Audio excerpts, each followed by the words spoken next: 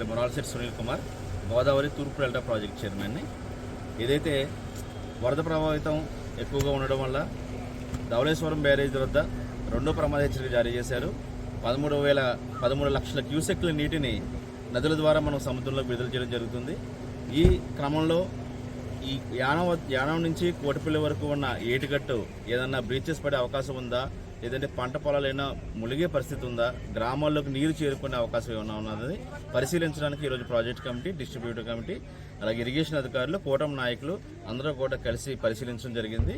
ఎటువంటి ప్రమాదం ఎక్కడా కూడా లేదు. మొత్తం గట్టు అంతా కూడా పటిష్టంగా ఉంది. ఎవరో కూడా రైతులు కానీ గ్రామస్తులు కానీ ఎవరు ఆధారపడాల్సిన అవసరం లేదు. ఏదైతే ఇంజరం వద్ద పంట పొలాలు మునిగే పరిస్థితి వద్ద ఉన్న స్లూయిస్లను కూడా మేము గమనించాము. అక్కడ ఒక లిఫ్ట్ ఇరిగేషన్ ప్రపోజ్ చేస్తున్నాము. అది సుందరపల్లి వద్ద ఏదైతే బ్రీచ్ ఉందో ఆ బ్రీచ్ వద్ద ఆల్రెడీ టెంపరీ రిలీఫ్ కోసం శాండ్ బ్యాగ్స్ కూడా వేస్తూ ఉన్నారు.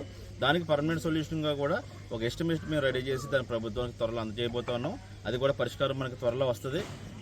ఈ సందర్భంగా తెలియజేసుకునేది ఏంటంటే రైతులు ఎవరు కూడా ఆధారపడాల్సిన అవసరం లేదు, గ్రామస్తులు ఎవరు కూడా ఆధారపడాల్సిన అవసరం లేదు.